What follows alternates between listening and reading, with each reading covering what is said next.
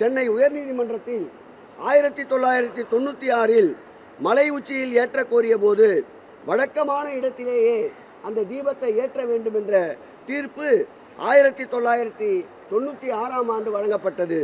அதைத் தொடர்ந்து வருங்காலங்களில் வேறு இடத்தில் தீபமேற்ற முடிவெடுத்தால் அப்படி ஒரு சூழல் ஏற்பட்டால் இந்து சமய அறநிலையத்துறை அலுவலரிடம் அனுமதி பெற்று ஏற்றலாம் என்று அன்றைக்கு தீர்ப்பு வழங்கப்பட்டது. அதைத் தொடர்ந்து மீண்டும் 2014ஆம் ஆண்டு மேல்முறையீடு செய்யப்பட்டது. சென்னை உயர்நீதிமன்றத்தில் தொடரப்பட்ட வழக்கில் 1996ஆம் ஆண்டு உறுதி செய்யப்பட்ட அதே தீர்ப்பை 2014லும் உறுதி செய்தார்கள். அதைத் தொடர்ந்து மேலும் மேல்முறையீட்டு மனு 2017ஆம் ஆண்டு தனி நீதிபதி பிறப்பித்த உத்தரவு மீண்டும் பெஞ்சு அன்றைக்கு நம்முடைய இரு நீதிபதிகள் அடங்கிய நம்முடைய நீதிபதிகள் இன்றைக்கு உச்ச நீதிமன்றத்தில் கல்யாண சுந்தரம், பவானி சங்கர் என்ற இரு நீதிபதிகள் வழங்கிய தீர்ப்பில் மீண்டும் அதையே உறுதி செய்து ஏற்கனவே 100 ஆண்டுகளுக்கு மேலாக ஏற்றப்பட்ட இடத்திலேயே தீபம் ஏற்றப்பட வேண்டும் என்று உத்தரவிட்டிருக்கின்றார்கள்.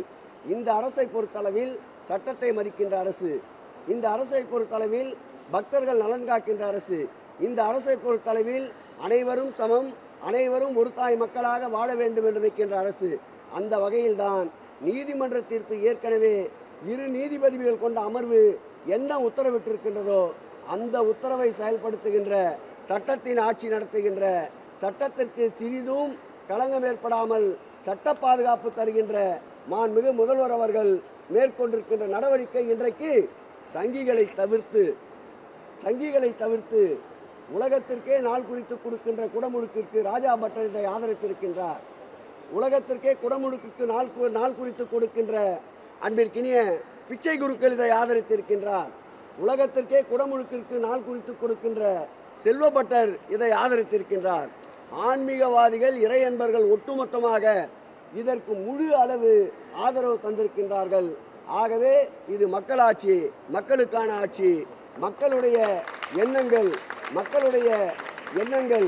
மக்களுடைய சிந்தனைகளுக்கு செயல்வடிவம் கொடுப்பார் மாண்புமிகு தமிழக முதல்வர் அவர்கள்.